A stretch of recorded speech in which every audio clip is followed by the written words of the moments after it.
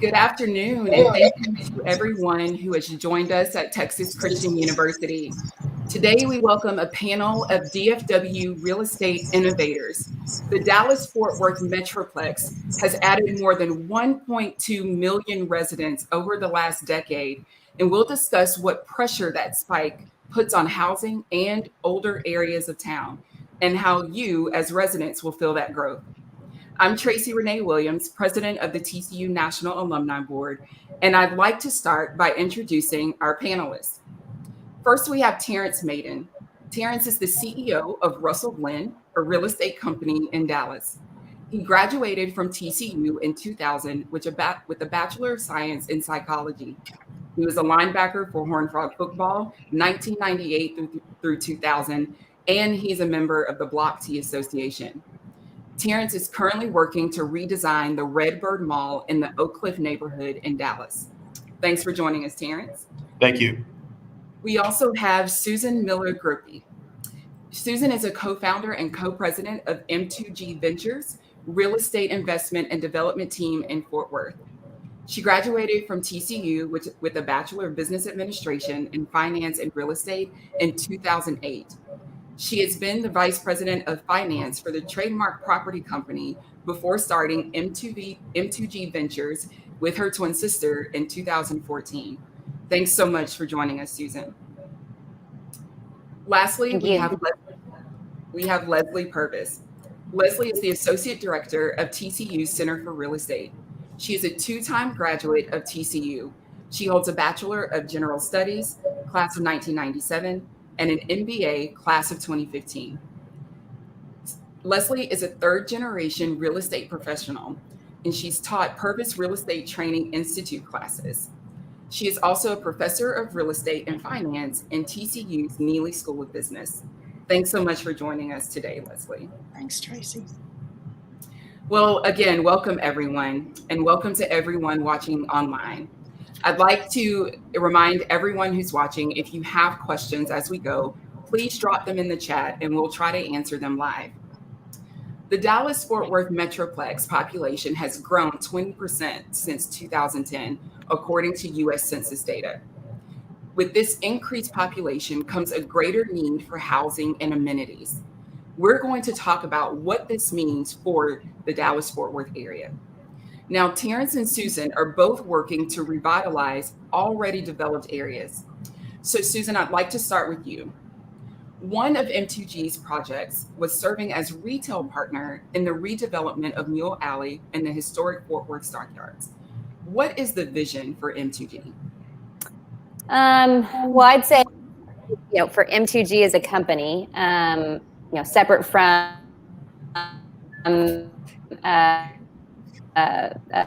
the stockyards, and we'll talk about that.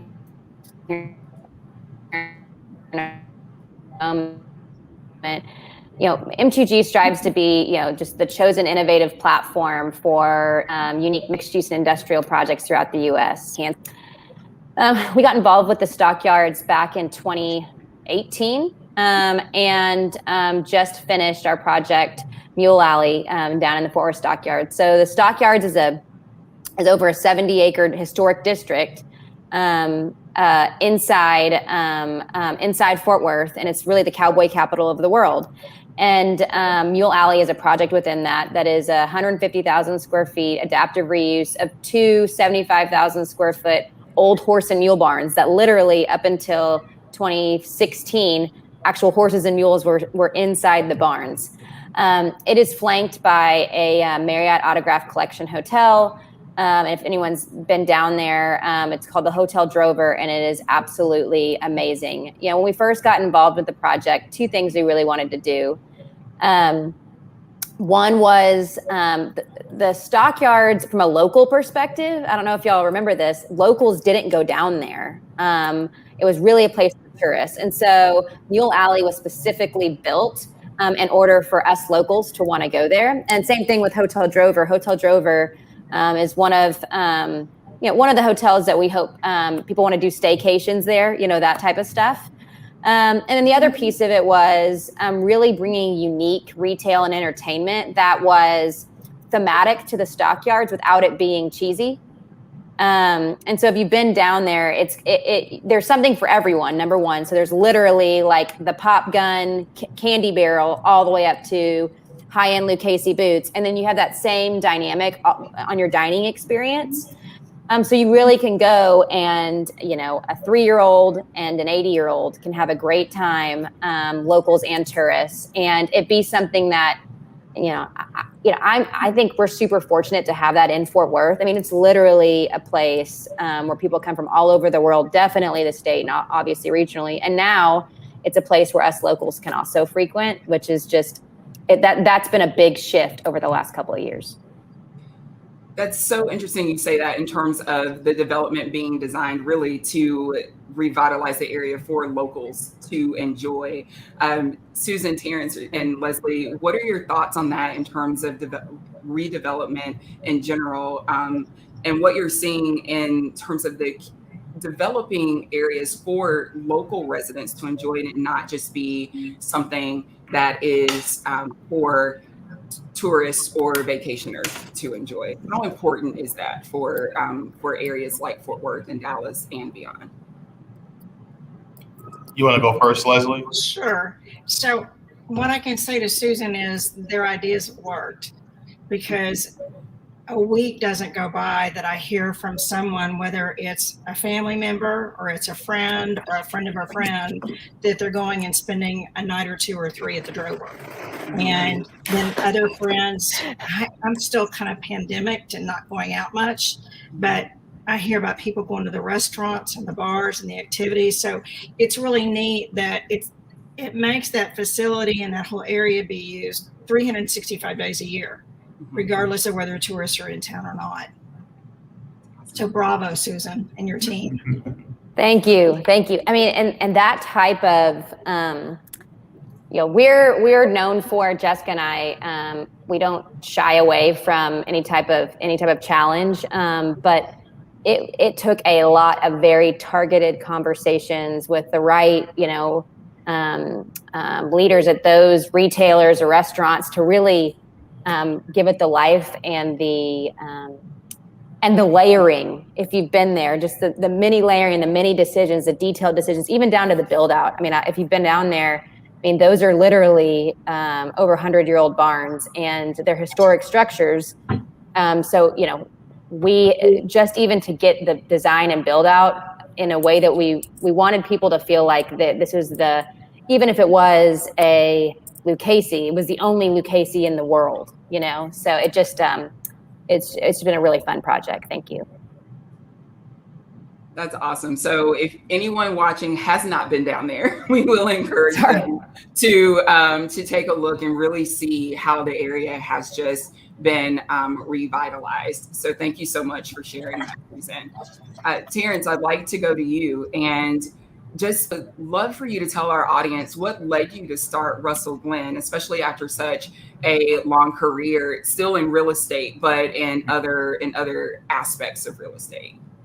Yeah, first of all, thank you, Tracy. I actually launched Russell Glen about 18 months ago, so didn't realize we'll be going through a pandemic and all sorts of different trying times for our nation as we began to grapple through race relations with the George Floyd murder. So the timing was interesting. I've been in development for 21 years and was able to garner a lot of experience. And the rationale for launching Russell Glen was based on an investment thesis that you can go into traditionally underinvested, underserved communities and bring quality development projects to those areas. And we began about 4 years ago working on the former RedBird Mall, which has been an incredible example of how you can go and do social impact and also get a good return on your investment. And so we're going to carry that further. We have a couple other malls that we are actively in the early stages of developing, and we're excited about it. Our hope is to create over 10,000 jobs in these communities, to invest over $1 billion in these communities. So we have a really robust goal over the next 5 years, but we're excited about the future of the company. Thanks so much for sharing that, Terrence, because what you're showing with the RedBird development or redevelopment is that it's more than just about the redevelopment itself. It's about the impact that redevelopment has on the communities in which it's taking place. So I know that it hasn't been that long, but what would you say? Are you proving your investment theory right with this, with the redevelopment of RedBird, and what would you hope to see in the other communities that you'll be venturing into that might even surpass what's happening with the RedBird redevelopment? Yeah, so for those who don't know, RedBird is a mall that's the only mall in Southern Dallas. It was built in the mid-'70s. So it's your traditional mall that the community would go to. The community of Oak Cliff in that area is predominantly African American, and the community started to decline in the late 80s, early 90s. There were some crime issues in the community, and a couple of the major retail tenants opted to relocate further south. And so the mall, although it was vacant, predominantly vacant, it was still cash flowing, and the community was still excited about the mall being there. So when I got involved with Peter Brodsky, our vision was to convert this mid-'70s era mall to an urban mixed-use development. And so we've been successful at that. One of the things that we realized very early that there was a void for quality healthcare. So we were successful at landing UT Southwestern and Children's to open a regional medical center. And then Parkland is also opening a regional medical center. We have a big company out of Atlanta called Chime that's going to open up an 80,000 square foot office and employ over 2,000 people from that community. We're having a lot of good conversations with various restaurants now. We have urban multifamily that's coming in, 300 units that are 100% occupied. So the project is really trending in the right way. And we like this model of looking at malls because retail in general has been struggling.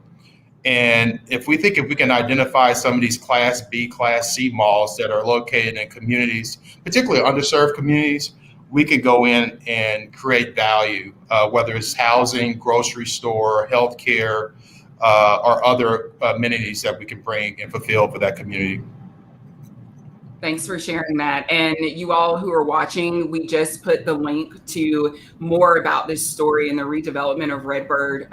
So for more information, please go to magazine.tcu.edu for the summer edition, where there is an in-depth story covering the redevelopment of the RedBird Mall and what this means for the community of South Dallas. I know we're going to come back to some questions around what that trend and others might be and the impact that those have on the surrounding communities. But Leslie, I'd like to ask you, as we're hearing from Susan and Terrence in the work that they're doing, they're really working to breathe new life into areas of Fort Worth and Dallas. What do you believe other real estate entrepreneurs can learn from them? Well, the common theme that I see with both of them is they're hard workers, and both have a lot of perseverance, which you really have to. The project that Susan's working on with her sister in the Stockyards and RedBird with Terrence in Dallas, I mean, those are projects that take many, many years. And I saw where somebody was asking when was RedBird going to be completed. Terrence, what is the timeline on that? Yeah, so Leslie, to your point, we started 5 years ago. We will be completed probably within the next 18 months, though. So in total, it's probably a 6-year project. So you have to have a lot of patience. What I think consumers see is we see projects where it looks like, things might take 2 or 3 years, but in actuality, some of them are going to take 8 to 10 years. Some take even longer than that. I mean, Susan, think about the Hillwood, the Alliance project in North Fort Worth. I mean, yes. 25 years. And the Dickies Arena that's right across the street from my real estate school. They started working on that in 1994, and it opened 2 years ago. So the hard work and perseverance, you have to have it, because to get these big deals done, it takes a lot of time. It takes a lot of patience too. Thanks so much for bringing that up, Leslie, because I think a lot of times, and not just within real estate development, but in so many other areas as well, people look at what the outcome is going to be, but they don't really see all of the work that is happening year over year. So thank you so much for bringing that up. And not only because of everyone who might be involved, but this idea of wanting to ensure that we want to get it right for the communities. And so there's a lot of work that has to go into ensuring that you're getting the right development right for the community and its members. So Susan and Terrence, thank you so much for the work that you're doing to ensure that happens. Go ahead. Yes. I want to add one other thing. They have a vision, and not everybody in the real estate business is able to have a vision and develop it and to see it through to completion. And it's like, I wish I had that kind of brain, because so few people do. Susan, I would never in my life I've been going over to the stockyards, since I was a little girl, and I would never have dreamed what y'all have done with it, and everything that you've done has been a positive.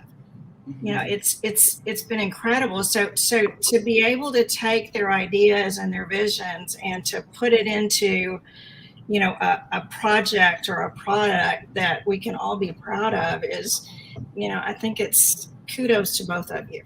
Thank you.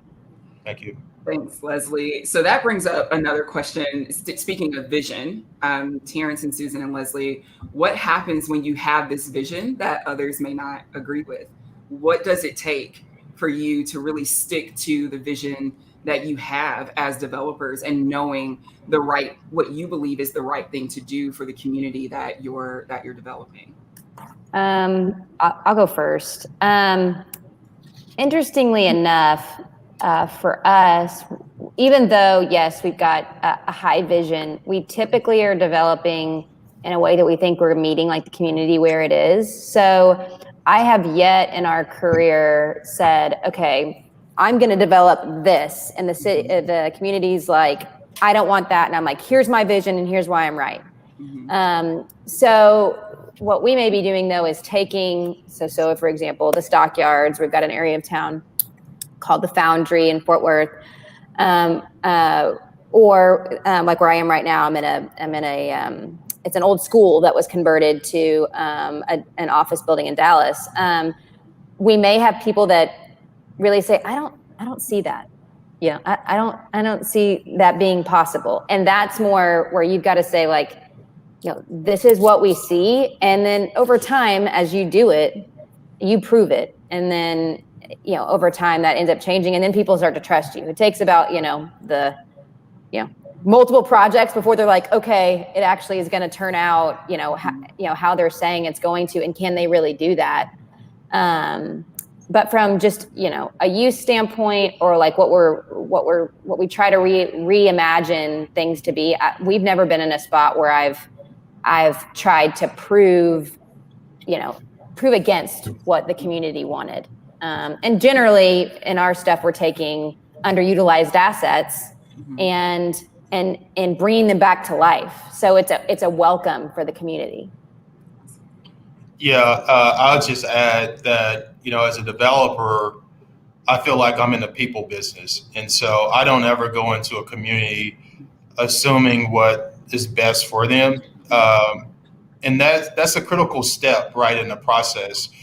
So we have a number of different community meetings. We want the community to have a voice and a say-so in what we're providing there. And then we also meet with city leadership. We want to make sure that there's a common thread throughout, and that everyone has a voice at the table. And the biggest thing that we've discovered, that if you can fulfill those needs and provide quality amenities to these communities, they will embrace it. right? We are extremely strategic about our plans when we go in, because if you don't have community support and buy-in, it's oftentimes you're fighting an uphill battle to get anything to move forward. And so, that's been our approach. It's just beginning with the community and the people first. Thanks so much. You both have spoken to the importance and how critical it is to have shared vision, and how important it is to collaborate with the community as you go about with development and redevelopment. So thank you all for emphasizing how important that is. We do have a couple of questions from our audience that I'd like to take. And Leslie, I'd like to start with you with this one. How has Deanna Kelly Hill has asked, how has the pandemic impacted real estate, and more especially with more people who are working remotely now? What does that look like right now? I saw that question a few minutes ago.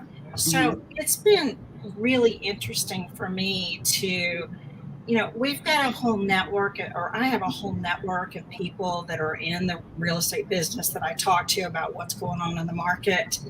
And it was really interesting to see after, let's say, if the pandemic, roughly, we closed campus in March. And so around June, I started talking to people who said, we're starting to do deals. And I would see it on my own. I'd be driving around in the car. Sometimes I'd be with my mom, and she'd say, I can't believe they're building an office building, or they're building a restaurant right now.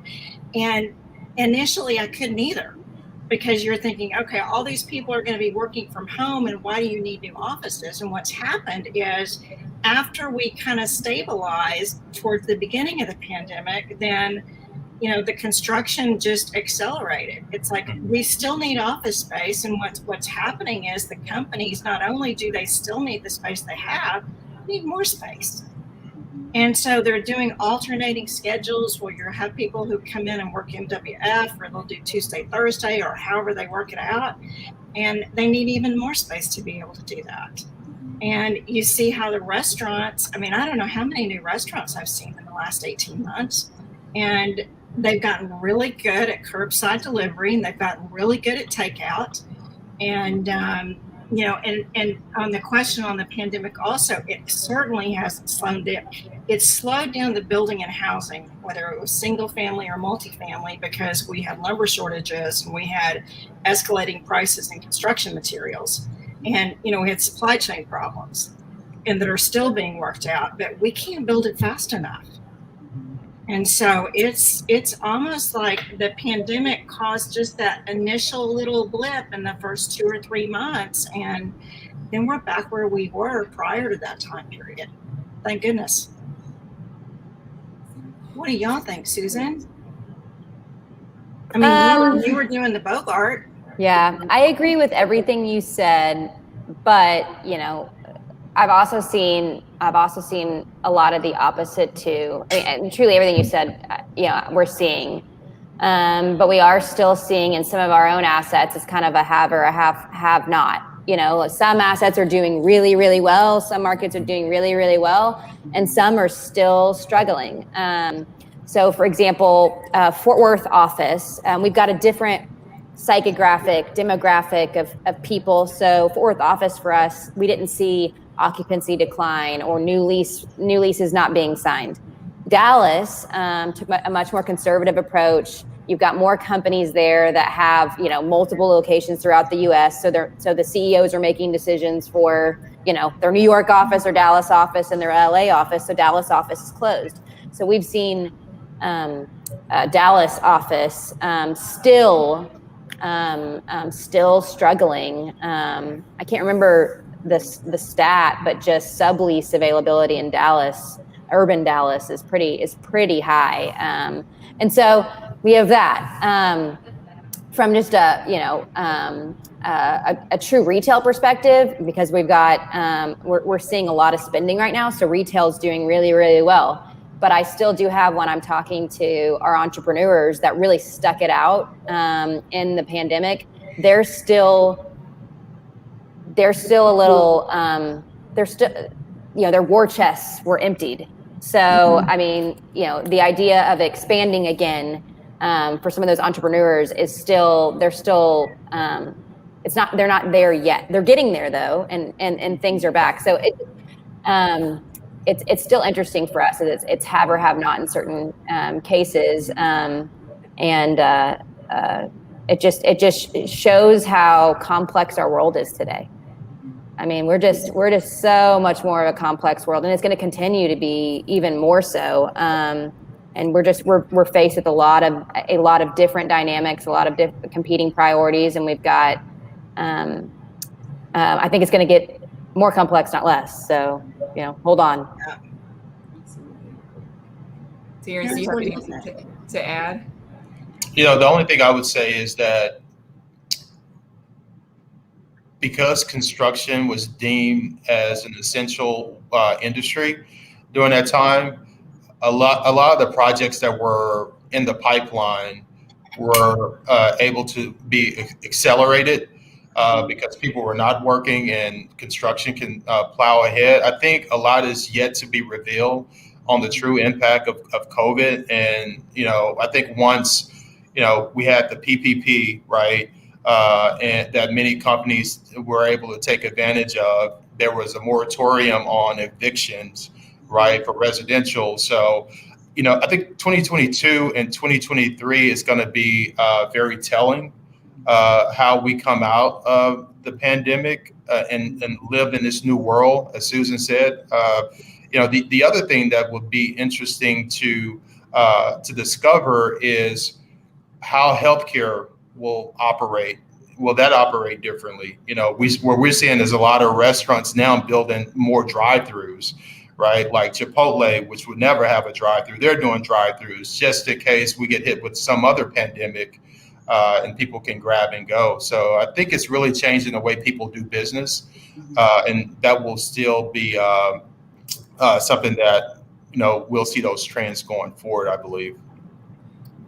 Well, Leslie, thanks, Terrence, with these constantly changing dynamics that we're seeing, especially given the pandemic, and with what Susan and Terrence are saying is that we may not even see the overall impact until next year or year beyond. How is TCU preparing their future real estate investors and developers and entrepreneurs to enter this industry and in a way that allows them to be agile and adaptable to these changing trends?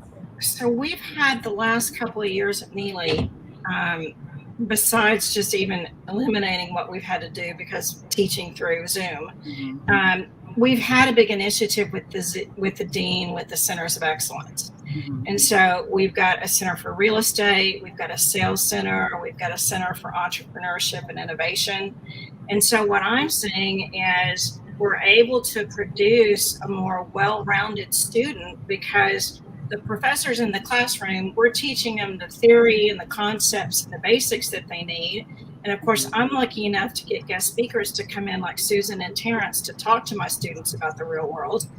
And so what happens is through development of those centers and the programs that they provide to students, I think they get the foundational knowledge that they need, but then they also get the tools and the skills they need to be able to succeed in the real world. And, we're doing all kinds of great things with the centers, and I'm really excited about it. One interesting little nugget, and I don't know, Terrence, you probably could share the same thing. So when I was at TCU, I started in 2004. And there was all these, there was business and finance and different majors. And then there was supply chain and e-business. And we're like, what's that? Why would you do that? That sounds like no one's going to even do that. You just build a website. And I mean, literally, guys, I graduated in 2008. I mean, that's how quickly it changes. And just, where we're going now, we were already like this. We're almost inverted in terms of innovation, growth, and it's just really interesting. But literally, I mean, in 2008, I was like e-business. I took like a class. It's just so interesting how it changes so quickly.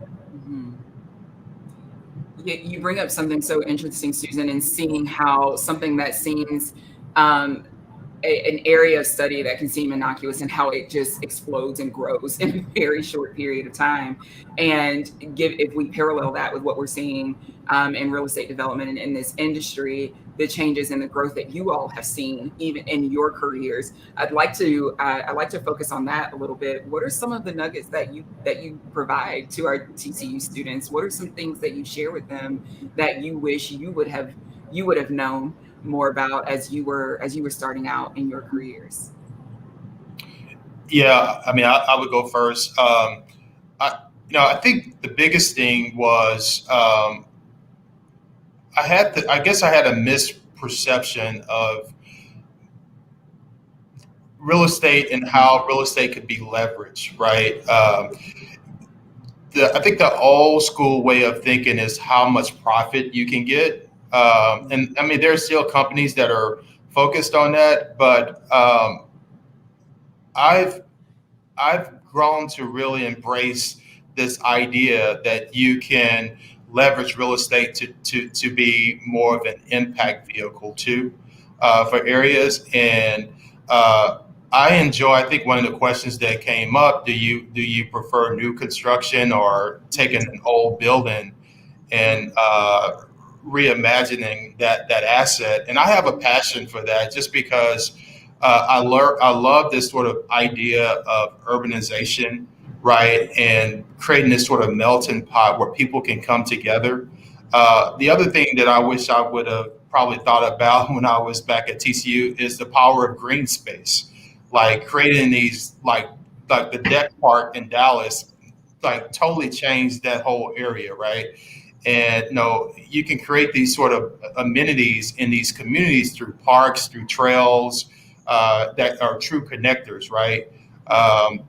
And so I think you're going to start seeing more of that going forward, where people are thinking about more environmental justice and how the clean energy, things like that, that's going to really revolutionize real estate. Thanks for that. Mine, just more anecdotally, I underestimated how dynamic and in the best way possible how hard this business is. Real estate's been around since Jesus. So, and we really didn't have it gone through a disruption. And, there's been economy movements, but in terms of how we think about like typical real estate, it was 2,000 years. It's just like, what are we doing? So that's number one. Number two, now that we really are kind of on this fast track in terms of innovation and constantly changing, and really, the markets are so efficient now, really realizing how much you almost have to question your thinking every single day. And I don't know that that's going to go away. And so when you think about getting into real estate or being an entrepreneur, it's a lot more dynamic. It's a lot more varied than I ever thought it was. And candidly, when I graduated in 2008, it wasn't like that. But where we sit today, and I think, students that are coming out, that will be their reality. Mm-hmm. Yeah. Well, it's interesting you say that, because we do have a question from Johnny Fobbs Jr., who says that he's been a residential lender for 5 years, but he's curious to know, if you were starting entrepreneurship in the market now, what route would you take? Would it have still been the same one, or what would you even recommend to those who are starting out? I think Susan hit on it with her comments, is that you have to understand that it's hard work. You have to base that. You have to base your moving forward as an entrepreneur with a really clear strategy, right? And then also really understand your why. Why are you wanting to lead your own company, and what sort of value proposition you're going to bring to the marketplace that will differentiate you from the other competitors.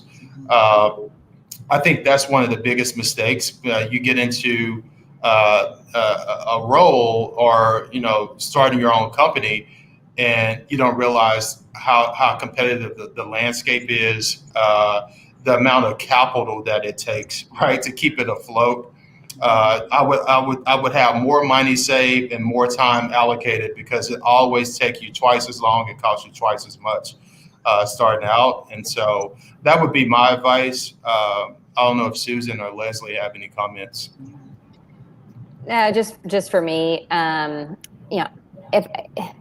if I was leaving school today and starting entrepreneurship, I would question if there's other. This is just for me personally. If there's other areas of the business I'd want to be in, still around real estate. So whether it be like supply chain really is super integrated with real estate. But at the end of the day, that's all my mind knows is real estate. We were raised in it, and so I'm not meant to do anything else. So I've got one other thing I would say is, at least when I'm teaching students, is you need to love what you do. And it's so important. It's still work, but it's not what it is for someone who doesn't love what they do. And one of the programs that we've got for students right now is our program for the fall is a series of workshops with students the series is called From Education to Employment. So we're trying to help them figure out, what do they like about real estate? What do they not like about it? Because sometimes you've got to go through different iterations of what you don't like to figure out where you do want to go. And to the question where Johnny's asking from entrepreneurship is, if you start out with something that you're really interested in, something that you're passionate about, that flows through in whatever product or whatever service you ultimately have to offer the market. And, I used to think it sounded, like Susan said, kind of cheesy, but I love what I do. And, and I think definitely Susan and Terrence do too. And so it's finding that passion, and real estate has something to offer everyone.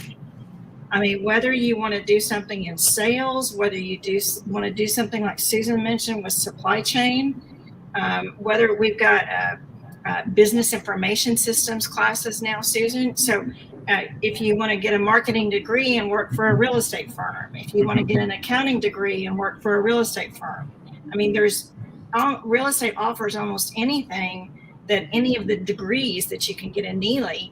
And some of the degrees, like somebody wanted to know about how psychology was helping Terrence in real estate. It's like it all feeds together, and it's pretty neat. It's pretty neat. So it means we literally do have something for everyone, and I love that.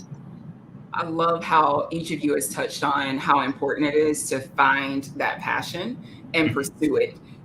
We're hearing that so much now across industries, even in leadership development programs, et cetera. That is the core message that is being delivered to anyone as they continue along their entrepreneurship journey or their career journey. It's, what are you truly passionate about? How do you leverage that and make it your purpose and pursue it with everything you have? And I believe that you all have given some great personal examples of how you're doing that. Terrence, we do have this question from Tracy Sterling Bristol, who says she would just love to hear how your psychology major serves you well in your real estate work. Can you talk to us a little bit about that? Yeah, I think it keeps me from going crazy. No, I think my whole journey at TCU really helped me develop as a person, as a professional. And I think, my major had some to do with that, but I'll be candid. I think, football had a lot to do with it. I mean, you learn so many lessons. I know I see Johnny is on here from playing football. Cultural is totally different. I grew up in a predominantly African-American community. So when I came to TCU, it was a culture shock for me. Right. But then I've learned to better my communication skills. I learned how to interact with people of all different sort of backgrounds and walks of life. And so all of that prepares you, right, for this journey that we're all on. I mean, we're all walking our own journey in our careers and our paths. But I think that the psychology came in real estate in particular. It helps me negotiate, right? I'm always trying to understand what the other person is thinking and their point of, and their perspective, right? So if you begin with that in mind, typically you can get to an answer and resolve issues more quickly. And so I was able to take that from my classes at TCU in psychology. Thanks for answering that, Terrence, and this idea of being able to understand the other person or the other parties and what their needs are and what they're coming to the table for. I'm sure serves you, Susan, and Leslie quite well in your work. I'd like to turn to a topic that I know.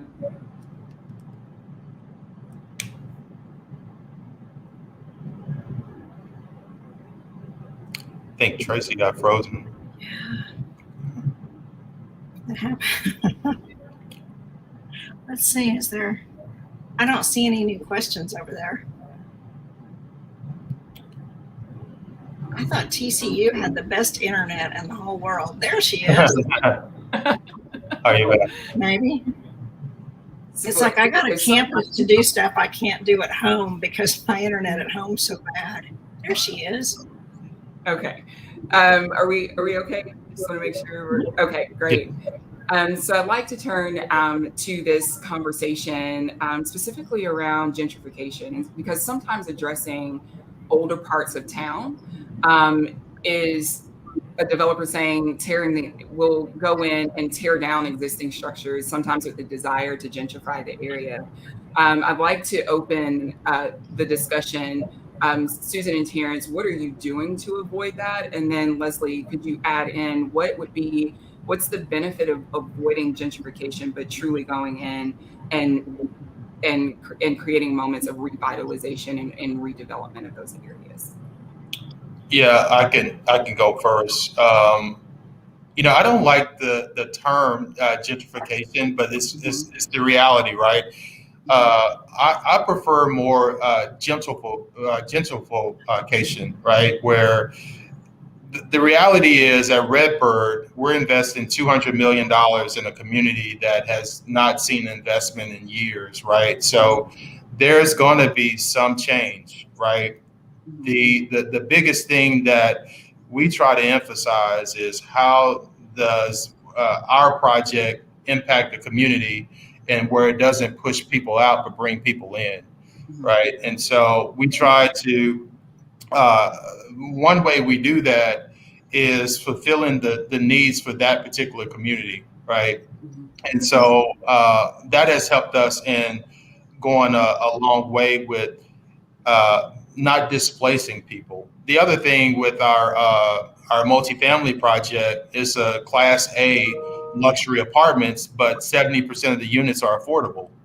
So that is able to keep the people that would normally be in that community to keep them there. And so we try to keep the city of Dallas was very instrumental in helping us from a financial grant standpoint. They invested roughly $28 million in the project. So that enabled us to keep our rents where they're a lot more affordable for the community. And so I think if you can tie all those different things together, it doesn't 100% solve the issue of gentrification, but at least keep it where it's attainable for the people of that community. I'm fangirling over what Terrence just said. I couldn't have said it any better. Seriously, I mean, and that project is a perfect example of how it can be done well, and while still acknowledging, like I love how he acknowledged. I mean, there's going to be change, but doing it in the right way and keeping people, bringing more people in as opposed to displacing. I mean, just that shift is a lot of developers don't get that. So I feel like Terrence must have led the breakfast meeting that the Urban Land Institute had yesterday morning here in Fort Worth. And that was the first time I had heard the term gentrification. And the first time I heard it, I thought, what did I hear? And then the lady said it again. And it was like, and it was the whole process, like what you're talking about. Gentrification shoves people out that have been in a neighborhood or have been in a community for decades. And so there's a lot of problems with that. So I like that new term too, or it's a new term to me.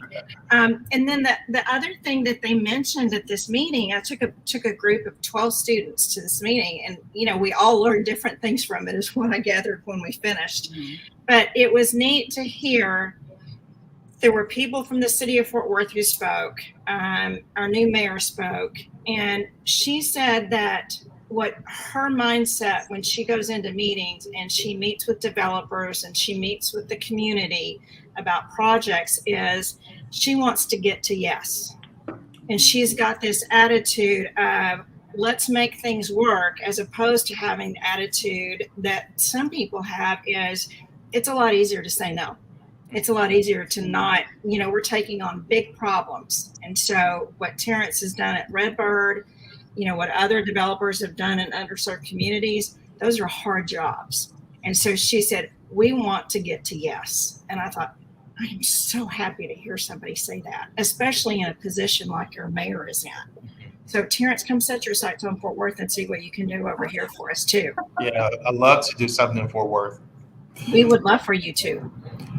The one other thing I would add too is, and I'm just learning this, but we're also trying to fight decisions that were made back in the 60s and the 70s, right? Right. There were interstates, that were planned through predominantly African-American communities, and these interstates were a true divide. And so Dallas and Fort Worth, both cities can do a better job with sort of race relations and how we can just be one city, right? And it's combating some of those decisions that were made well before, I was even alive.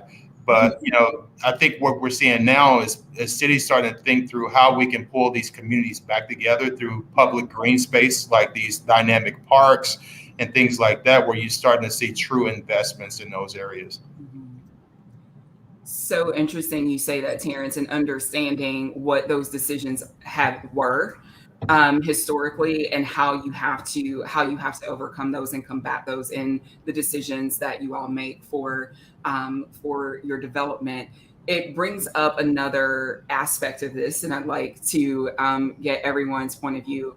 Susan and Terrence, you both are considered local developers. Like you know the cities of Fort Worth and Dallas, and you know historical context. What would you all say are some of the pros and cons of local developers versus non-local or outside developers coming in and taking on these projects? I'll go first. I think two things. There's pros and cons. There truly is. So I truly believe you can't dream what you haven't seen. And so having outside perspectives that someone else has been in another community and seen something amazing done there that we haven't seen here, I encourage it. I'm excited. More opportunity, more things for our community to see that we haven't seen. So i.e. welcoming of out-of-state, out-of-town developers. With that being said, the con or the potential shadow side of that is just obviously if someone lives in the community, their stake in it is different. It just is, and that's human nature. So I think you get positive and negatives of both. I'm a big proponent of travel. I'm a big proponent of seeing other cultures, other ways of doing things. And if I've got to pick between the two, I'm always going to pick being exposed to more instead of less. I think Susan, you're right on. The other thing, what we've done, we're pretty close on a mall redevelopment in Houston.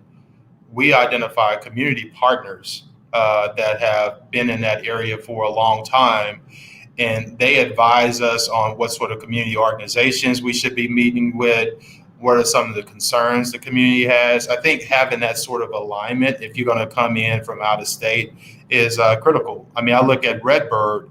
My partner on the development is Peter Brodsky, and he's originally from New York, right? And this is his first real estate transaction. So he relied heavily on feedback from the community and my experience with development in those areas to lean on. And so I think if you have that sort of approach, it can work out very successfully. Thanks for that, Leslie. I don't have anything to add to that one. Thanks so much. So thank you all for sharing that perspective, because I think sometimes in this conversation around redevelopment, revitalization, and even, I love that term, gentrification, that you have introduced us to today, Terrence.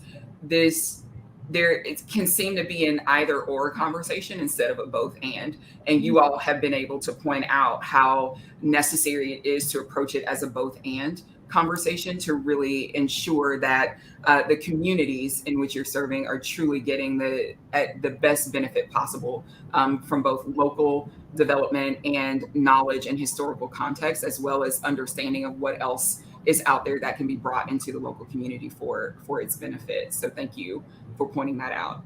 We have about 7 minutes left. So I want to remind the audience, if you have any additional questions, please let us know what those are. But we did have one come through that I think is, if we have to end on this question, that I think is a great one for us to end on.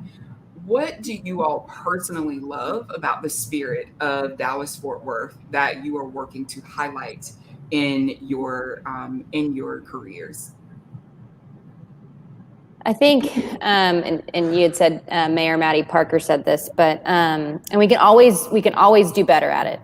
Always do better. But as compared to other places, like, we really are kind of a yes area. Like, let's figure it out. You want to come here? Let's come here. Let's do business. Let's talk. We're super welcoming and inviting.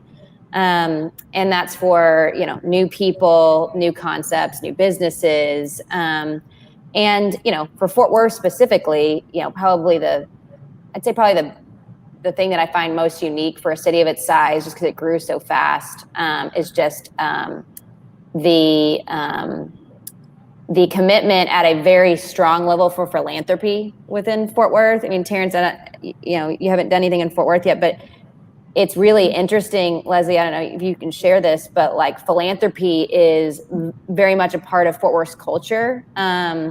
It's very rare for someone to not be involved in some type of cause or committee. And I don't know how that happened to be so ingrained in the culture, but that is pretty unique.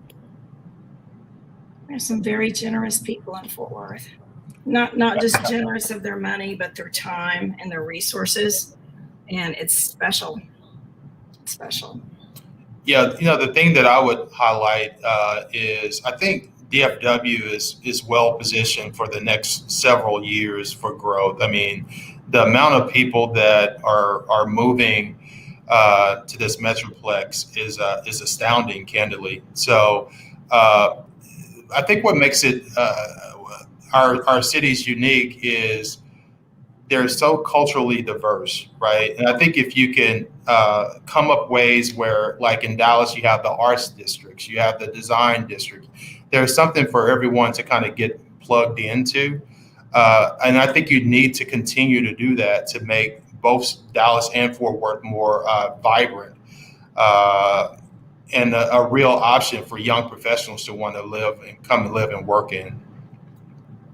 I heard a stat the other day that said a 737 lands every day in DFW, and the people get off and they never leave. Every day. Wow. Well, I mean, I know that's what's contributed to Fort Worth being named by the Census Bureau as one of the top 5 cities with the largest population increase. So that is an amazing statistic. But it also shows just how fast growing the Metroplex is and what that could possibly mean for other development and other real estate trends to be seen in Dallas-Fort Worth. So thank you all for sharing what you're highlighting. I'd like to just add one more addendum to that question. And what would you hope to see in DFW in regards to any additional trends or what movement we should see in the real estate industry? I can go first on that. I think I hit on this a little bit earlier, but my hope is that every community in Dallas-Fort Worth will have access to the necessities, whether it's a grocery store, quality housing, healthcare. That's the dream, right? If we can figure that out, where regardless of how much income you have, you still can enjoy a good quality of life because you have those sort of amenities in proximity to you. And I think that's the goal. That's what I hope to see over time. Thank you. Terrence, that was one of the main discussion points yesterday morning at that ULI meeting. Was the parts of seriously, it's like, are you sure you weren't there? But they were talking about the parts of Fort Worth, the underserved communities that need grocery stores. And, they mentioned that, so many people want an HEB. And I'm sitting there thinking, there are people in Fort Worth that would say, we just want a grocery store. I'm not going to be picky and say I want the gold standard of an HEB. I just want to have a grocery store in my community.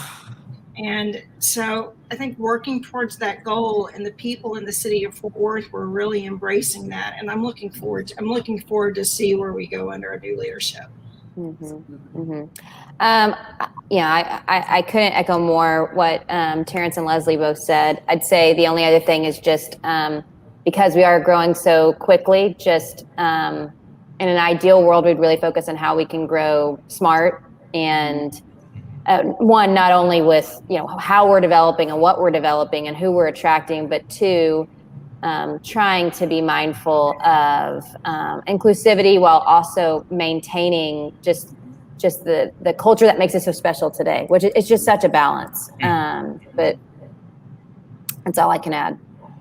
Well, thank you all so much. This has definitely been an incredible hour. I want to thank Leslie, Terrence, and Susan for sharing with us your thoughts and your experience. I'd also like to thank TCU Magazine and the TCU Alumni Association for their collaboration and bringing this panel of experts together. And lastly, thank you to the audience for listening and asking your thought-provoking questions. Thank you for joining us for this hour.